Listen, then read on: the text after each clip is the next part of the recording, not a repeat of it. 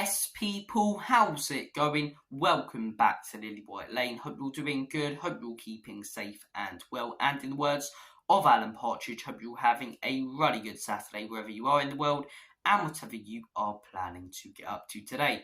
On today's show, I'm going to be bringing to you guys your latest and your greatest Tottenham Hotspur transfer rumours, reports and updates that have come out in the last 24 hours in the summer transfer window. And what an absolutely chaotic day yesterday was when it comes to Tottenham Hotspur news. We had the Van der Ven, here we go. We had the Kane deadline rubbish, which we'll speak about a little bit later in today's video. We had the links to Thfc and the fact we're in talks with Porto to sign the Iranian centre forward. And we also heard the news yesterday that Ashley Phillips could be announced today. And Ashley Phillips has been announced today. Breaking news coming out this morning in that Tottenham Hotspur have signed young, exciting 18-year-old Blackburn Rovers centre-back Ashley Phillips for a fee of $2 million. Madness, absolute madness. About a week ago, we heard the news that Blackburn were demanding $10 million. We've got him for $2 million, so it's an absolute bargain. And look, this guy's a good player, man. He is a very good player. The Championship is a very good league, and the fact he was getting consistent game time in it for a team that were challenging for promotion at 18 years of age, it tells you that this guy is good. And if it doesn't work out, it's only $2 million. We haven't broke the bank on him, and I like the fact we're gambling on youth. Granted, it could turn out like Joe Rodon did a few years ago, but that was very different in my opinion because Tottenham didn't actually bring the top centre-back alongside Joe Rodon. We just brought in Joe Rodon. We didn't get Milan Skriniar, who we really wanted in that summer transfer window. This summer transfer window, we've got our top centre-back. We've got our main target. We've got Mickey van den Ven. So Ashley Phillips, he's not the only centre-back we're signing this summer. So it is a gamble, yes, but if it doesn't work out, we've signed Van den Ven anyway. And if it doesn't work out, it's only $2 million. And like I say, it could turn out like Joe Rodon did a few years ago, where it doesn't work out. Or it could turn out like Dele Alli did many years ago, where we bought him in for such a low amount of money.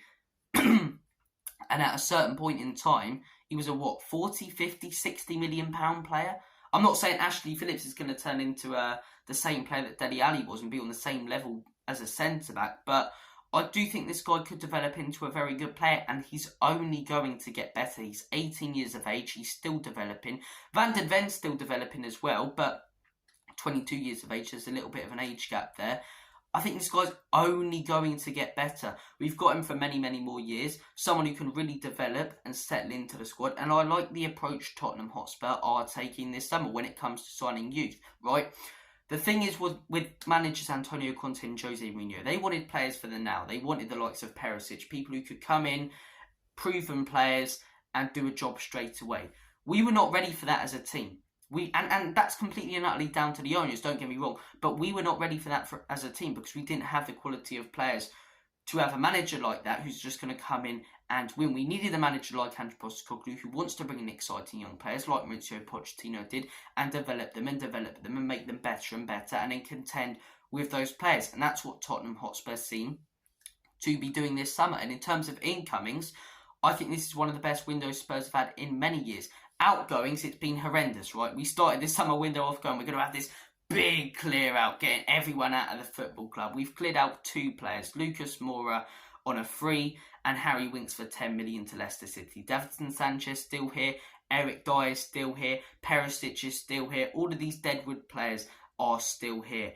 Joe Rodon's another one who's still on our books somehow, Japhet Tanganga. All of these players who we started this summer window off by wanting to sell are still at the football club. So that's what brings the rating for me down of this summer transfer window a little bit. Because in terms of incomings, I'm not sure that there's much we could have done better. Maybe tap Sober over Van den Ven. I think he's a slightly more proven player.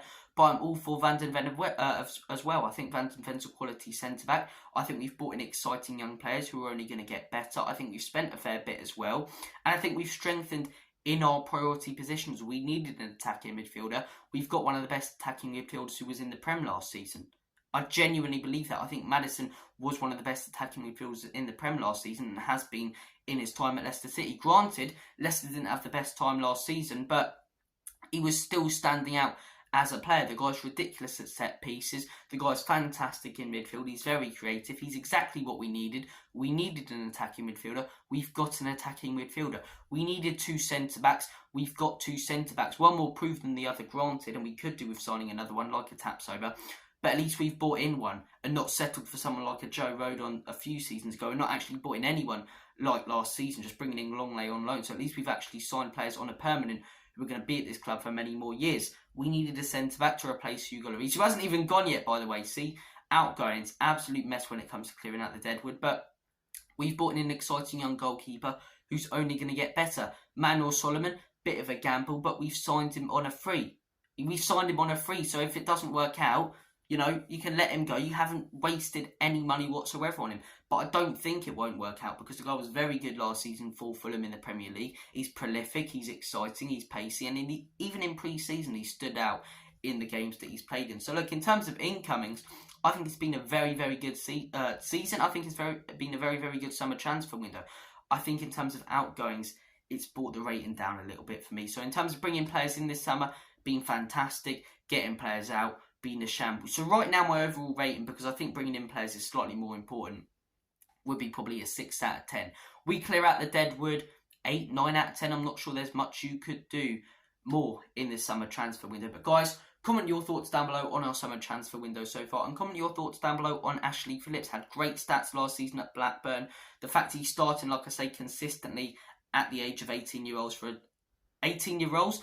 At the age of 18 years of age, the fact he's starting consistently in a team that's trying to get promoted, I think shows that this guy's decent. And like I say, if it doesn't work out for me, it is only 2 million. So guys, comment your thoughts down below on Ashley Phillips. Are you happy with the signing, or do you not want Ashley Phillips and would have preferred us to splash the cash on someone like Tapsoba, to partner Van den Ven and Romero potentially? Comment your thoughts down below. And look, we'll move on to the next piece of news, or it's not really a piece of news, it's having a go at these ITKs because they spout so much rubbish, don't they? Yesterday, Bayern have set a deadline for midnight. If a deal's not agreed by midnight, the deal is off. The deal is done. Club midnight, Bayern have set a deadline for Saturday morning. If a deal's not done by Saturday morning, the deal is off. Woken up this Saturday morning, Bayern have set no deadline whatsoever. It's like, what is this absolute rubbish? What is this absolute rubbish?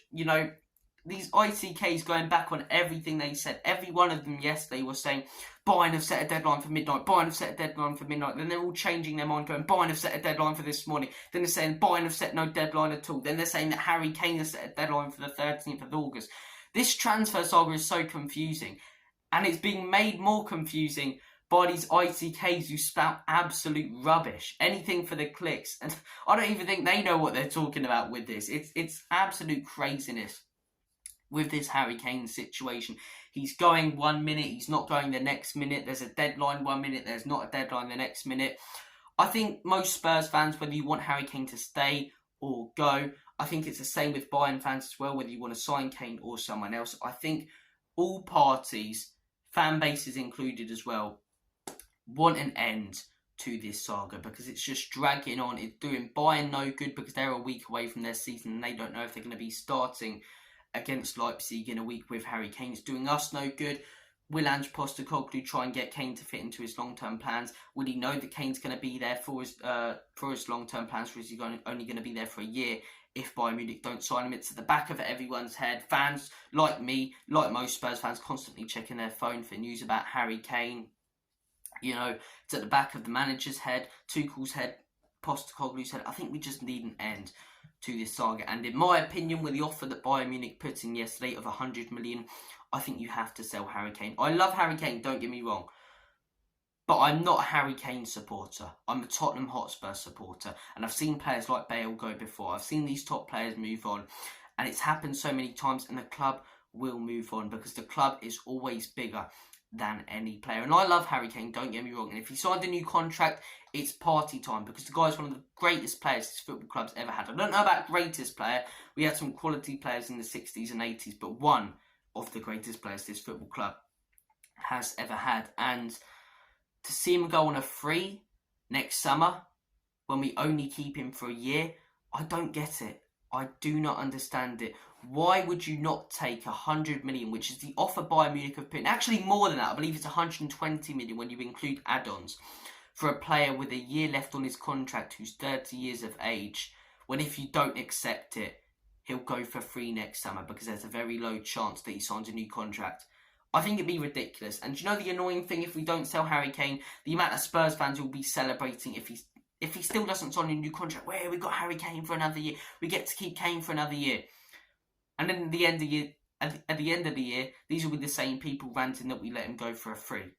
The same people who a summer ago, this summer, were saying, yeah, we keep Harry Kane, you know, I don't care if he's on a new contract or not, we've got Kane for another year, will be the same people who are ranting next summer that we let him go for free.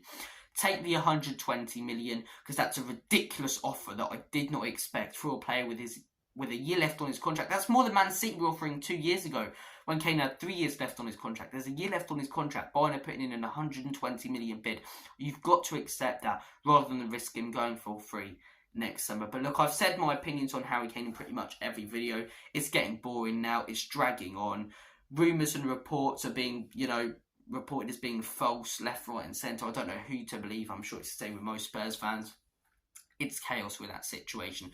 So I'm going to say this at the end of this video. I will not report on Harry Kane unless there is a big update. And what I mean by big update is if there is an agreement between Tottenham Hotspur and Bayern Munich for Harry Kane, or Bayern Munich put in another bid. Other than that, I'm not going to be reporting about this Harry Kane saga because it's getting boring for me to talk about. It's dragging on. It's getting boring for you guys to listen to.